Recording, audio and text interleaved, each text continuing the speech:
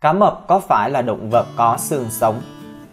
Cá mập thuộc lớp Chondrichthyes, tức lớp cá sụn, vì chúng có khung xương được làm từ sụn thay vì xương. Cá mập không hề có chiếc xương nào trong cơ thể theo nghĩa đen. Các phần khác nhau của cơ thể cá mập được làm từ sụn có độ cứng khác nhau, chẳng hạn như đầu của chúng được làm từ sụn canxi để bảo vệ não. Khung sụn mang lại cho cá mập sự linh hoạt hơn, giúp chúng bơi nhanh và thực hiện những pha xoay nhanh khi đuổi bắt mồi. Ngoài ra cho phép chúng mở miệng rộng và tạo ra một lực cắn mạnh hơn. Cá mập là một trong số những kẻ săn mồi đáng sợ và nổi tiếng nhất trên thế giới, được tìm thấy ở mọi đại dương và một số con sông. Chúng thường được biết đến với tên gọi hóa thạch sống vì chúng đã lang thang trong đại dương hơn 400 triệu năm, có nghĩa là chúng đã tồn tại trước cả khủng long. Tuy nhiên, mặc dù đã tồn tại trong thời gian dài như vậy, vẫn còn nhiều điều cần phải tìm hiểu về chúng. Phải chăng những sinh vật mạnh mẽ và hung dữ như chúng sẽ phải có xương? Hãy cùng mình tìm hiểu điều này nhé! Các bạn có thể đặt mua áo Godzilla hoặc khủng long tại trang áo-godzilla.com của mình nhé.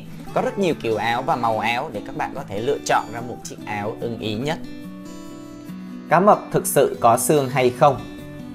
Nhiều loài động vật có một khung xương được làm từ xương thật, giúp cơ thể chúng có hình dáng và sức mạnh.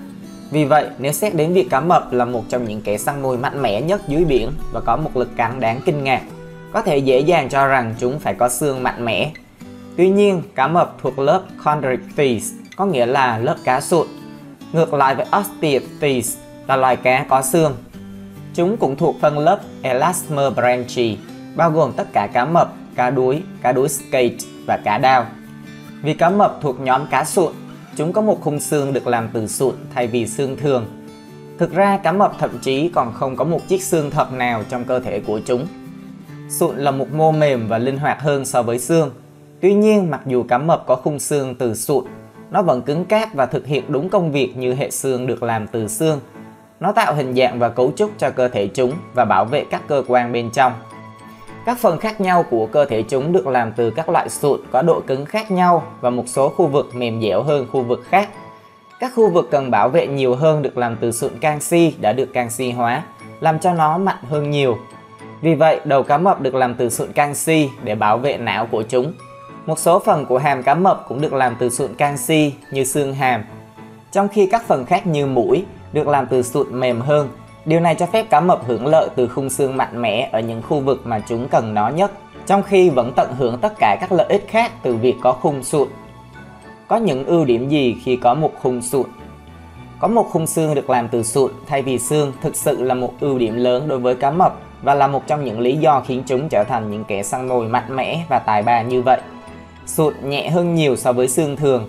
Điều này quan trọng vì cá mập không có bong bóng cá. Thay vào đó, chúng phải phụ thuộc vào lá gan to, chứa nhiều dầu để cung cấp khả năng nổi. Do đó, có một hệ xương thật nặng sẽ là một hạn chế lớn đối với chúng. Hơn nữa, sụn mềm dẻo hơn rất nhiều so với xương. Điều này cũng cho phép cá mập bơi nhanh và thực hiện các pha xoay nhanh khi chúng đuổi theo mồi. Một ưu điểm khác của việc có khung sụn là cho phép hàm của cá mập linh hoạt hơn nhiều. Điều này có nghĩa là chúng có thể mở miệng rộng hơn nhiều so với trường hợp hàm được làm từ xương. Bởi vì chúng có thể mở miệng rộng hơn, chúng có thể tạo ra nhiều lực đè xuống hơn trong cú cắn của mình. Đây là lý do tại sao cá mập có một trong những lực cắn mạnh nhất và trở thành một trong những kẻ săn mồi hung dữ nhất dưới biển. Tuy nhiên, mũi của cá mập được làm từ sụn mềm dẻo đặc biệt. Điều này có nghĩa là mũi của chúng có thể hoạt động như một cái chắn xe và có thể hấp thụ những va đập mạnh mà không gây nhiều tổn thương. Vậy, tại sao cá mập thuộc nhóm động vật có xương sống? Cá mập được xếp vào loại này có nghĩa là chúng có xương sống. Nhưng làm sao chúng có thể có xương sống nếu chúng không có xương? Sự thật là một loài động vật không cần phải có xương sống được làm từ xương để được coi là động vật có xương sống. Cá mập có một khung xương sống được làm từ sụn giống như toàn bộ phần còn lại của khung sụn của chúng. Nó bảo vệ dây thần kinh sống của chúng chính xác như cách một hệ xương sống làm từ xương thường. Điều này bởi vì sụn tạo nên cột sống của cá mập đã được canxi hóa. Khi sụn đã được canxi hóa, nó đủ mạnh để cung cấp sự bảo vệ cần thiết cho dây thần kinh sống. Liệu cá mập cổ đại có xương không? Như chúng ta đã đề cập trước đó, cá mập đã tồn tại trong một thời gian rất dài và trong khoảng thời gian đó chúng đã tiến hóa rất nhiều. Nhưng nếu bạn du hành lại quá khứ và hỏi cá mập có xương không, thì bạn sẽ phát hiện ra điều gì? Liệu cá mập tiền sử cũng có khung xương sống làm từ sụn hay chúng thực sự có xương? Chìa khóa để tìm câu trả lời là xem vào hồ sơ hóa thạch. Hồ sơ hóa thạch sớm nhất về cá mập là một số vảy có niên đại từ 450 triệu năm trước. Sau đó có một số răng cá mập từ cách đây 410 triệu năm. Trong thực tế, trong toàn bộ hồ sơ hóa thạch chỉ có răng cá mập, vảy bảo vệ và đốt sống lưng hay vây lưng. Không hề có xương thật. Do đó, vì không có xương cá mập hóa thạch được tìm thấy, có thể nói rằng tất cả cá mập, kể cả tổ tiên sớm nhất của chúng, đã có khung xương làm từ sụn thay vì xương thường. Sụn không thể hóa thạch tốt bởi vì nó mềm hơn nhiều so với xương và phân hủy nhanh chóng. Tuy nhiên, một số sụn như một số phần của hàm, xương sống và vây lưng đã được canxi hóa, làm cho chúng khỏe hơn nhiều. Vì sụn này cứng hơn nên chúng có thể hóa thạch, mặc dù vẫn rất hiếm khi được tìm thấy.